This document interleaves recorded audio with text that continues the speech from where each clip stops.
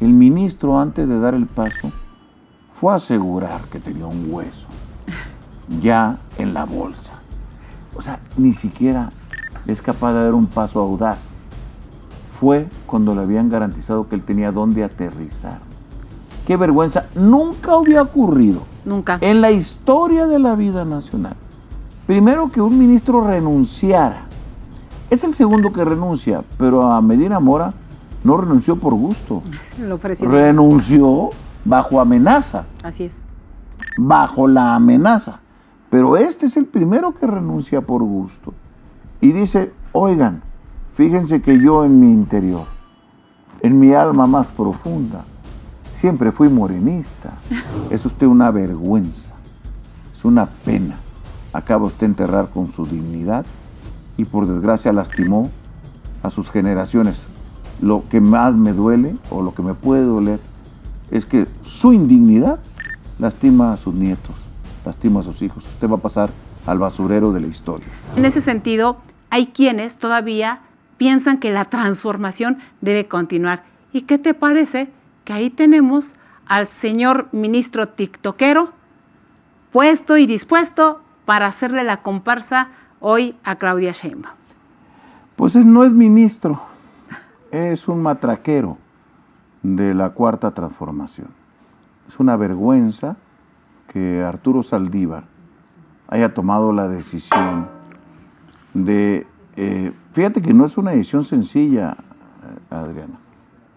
Está confesando que él era una persona que estaba activando a favor de las políticas partidarias de Morena, siendo miembro de un poder, el Poder Judicial, que tiene la característica de que debe ser el poder más imparcial, porque es el poder que no se elige por voto popular y que no está influenciado por los partidos políticos.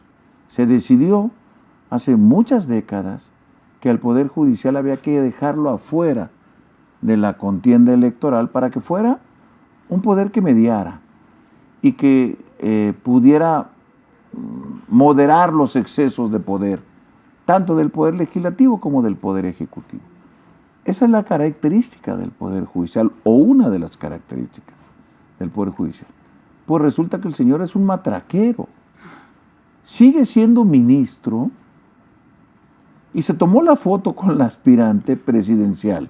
Por cierto, descubrieron algunos tuiteros muy acuciosos que la foto era de un día antes de que él la anunciara, por la ropa que traía Claudia, que fue a unos eventos con sindicalistas, charros y otros esos personajes. Que juzgaban antes, ¿no? Esos, sí, los nuevos Fideles Velázquez. Con unos lentes negros grandototes, y ahí enfrente de ellos, con esos, y era la misma ropa.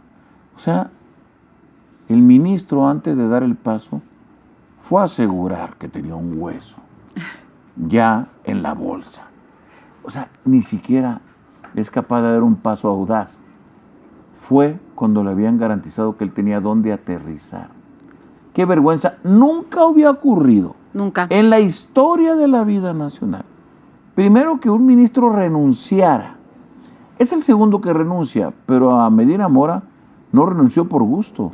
Lo ofreció. Renunció bajo amenaza. Así es. Bajo la amenaza. Pero este es el primero que renuncia por gusto. Y dice, oigan, fíjense que yo en mi interior, en mi alma más profunda, siempre fui morenista. Y entonces quiero que se... ¿Qué consecuencias tiene esto aparte de denigrar su imagen? Porque Saldívar quedó hoy pulverizado. Pulverizado en toda su dignidad. La dignidad es una palabra que él no conoce y hoy quedó ejemplificada. Pero causa un daño adicional, porque entonces adelanta su salida para que el presidente hoy intente poner un nuevo ministro por 15 años. Él salía el año que entra. Ya no le tocaría a Andrés hacer la propuesta. Ahorita le toca hacer la propuesta a Andrés. Y con el actual diseño constitucional, el presidente propone una terna Si esa terna es rechazada porque no tienen 2/3, PRI, PAN, PRD, pueden evitar que esa terna pase si va con gente identificada con un partido, pueden decir no. Vuelve a presentar el presidente otra terna y lo pueden volver a rechazar, y a la tercera el presidente designa. O sea, el presidente tiene la posibilidad de designar a la tercera ocasión a un ministro. Bueno, es un favor que le hace, porque como yo creo que iba a pasar, iba a ganar Xóchitl, y a Xóchitl le tocaría en su momento hacer esta propuesta. Propuesta del Senado y una propuesta muy equilibrada. Ahora no, pero incluso si ganara Claudia, pues Claudia no lo va a hacer. Eso de nueva cuenta nos lleva a que el control remoto sí. sigue siendo más fuerte que el bastón de mando que tiene Claudia. Le dieron el bastón de mando a Claudia, pero el control remoto está en Palacio Nacional. Yo estoy casi seguro que quien le pidió a Arturo Saldívar que adelantara su salida fue Andrés. Claro que sí. Para que no fuera ni Xóchitl ni Claudia, sino él, claro, el que nombre a este nuevo integrante del Poder Judicial. Es una vergüenza. Y Saldívar, con todo respeto sea para el ministro que en algún momento me dio algún grado de satisfacción, es usted una vergüenza, es una pena. Acaba usted enterrar con su dignidad y por desgracia lastimó a sus generaciones. Lo que más me duele, o lo que me puede doler, es que su indignidad lastima a sus nietos, lastima a sus hijos. Usted va a pasar al basurero de la historia. Fíjate que lo acabas de resumir perfectamente bien, porque además es muy dada esa frase entre quienes pretenden el pasado, dicen ellos, arrinconarlo en el basurero de la historia. Yo lo que creo es que si alguien, como bien lo dices, pasó a la basura, ha sido las acciones que hoy vemos. En el caso del ministro Arturo Saldívar hay otro elemento fundamental. A mí me dolió mucho escuchar hoy cómo un miembro del Poder Judicial todavía, porque todavía no se acepta su renuncia en el Senado, todavía está en ese proceso, acepta en una entrevista con un medio nacional que él está dispuesto, fíjate bien, a impulsar este plan C que traen planteando de que el Poder Judicial se elija a través del voto popular. Es verdaderamente patético, irresponsable, insensible, indigno por parte de un personaje que tiene una carrera judicial, que tendría, según él, que fue muy valiente cuando planteó todo el asunto del ABC y además lo decía públicamente y se señalaba y se colocaba por encima de todos, diciendo que un presidente no le daba órdenes. Es muy patético ver cómo hoy de verdad doblan las manos, se doblan ante el poder.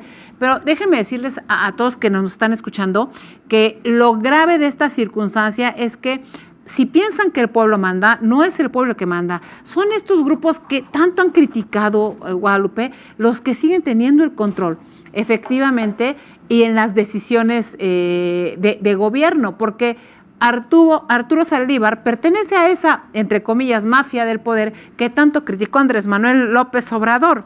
Él fue propuesto en su momento por Felipe Calderón. Si en ese tiempo de veras dicen que los ministros obedecían a los presidentes, pues no puedo entender cómo entonces ese ministro era tan independiente, ¿no? O sea, la autonomía ahí sí estaba. ¿Qué significa? Que hoy tenemos un poder ejecutivo completamente dominante ante quien, como Arturo Saldívar, prefiere vender el honor, la dignidad de un poder judicial en donde hubo recientemente manifestaciones de miembros del Poder Judicial que van a luchar por sus derechos y el ministro ese que dicen que gana 600,000 pesos al mes, pues decide irse con Claudia Sheinbaum. Curiosamente, ese ministro no es criticado, como Yasmín Esquivel tampoco es criticada, como Loretta Ortiz no es criticada, y yo lamento muchísimo porque en la terna que el presidente ya medio anunció que puede venir está Ana Laura Magaloni, que tú la ubicas. Sí, claro. Y que además se ha manifestado a favor de Claudia. Entonces, a ver, ¿dónde está la autonomía? ¿Dónde están las personas que tienen, se supone, una carrera autónoma, independiente en el Poder Judicial? A mí me parece fundamental entender que el proceso electoral de 2024 tiene como reto para quienes estamos en la oposición, muy importante hacerle ver a los ciudadanos que lo que está en riesgo son esas libertades y división de poderes que nos va a impedir avanzar, como hoy nos estamos viendo, en lugar de avances, retrocesos en la política pública del gobierno, y que ojalá y hagamos todo lo posible por evitar estos retrocesos, Guadalupe, porque es muy grave. Estamos viviendo momentos muy difíciles, Adriana, muy difíciles para el país. Pero cuando más dura se ponga la circunstancia, cuando más oscura se ponga la noche, más tenemos la obligación de trabajar. Así es. Y de avanzar. Yo no soy un optimista ingenuo, yo soy un optimista realista. Sé que no es fácil derrotarlos. Sé que tienen mucho poder. Mucho. Y que ese poder es el poder constitucional legal y el poder ilegal, que es mucho más el poder ilegal que tienen que el legal. Pero también confío que así como no hemos visto, yo he dicho desde hace varios meses que aún no vemos al peor López Obrador, pero él tampoco ha visto al peor. Él no ha visto, a la mejor ciudadanía. Es correcto. Lo mejor de los ciudadanos está por salir. Es cierto. A él está por salir lo peor. Y a nosotros nos está por salir lo mejor. Y en los meses de enero, febrero, marzo, abril, mayo, se va a ver lo mejor de la ciudadanía.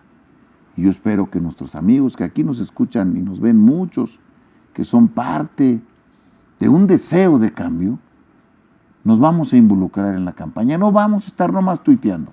Es correcto. No vamos a estar nomás en WhatsApp. Vamos a ir a tierra y le vamos a arrancar voto por voto, casa por casa, la mayoría para rescatar al país.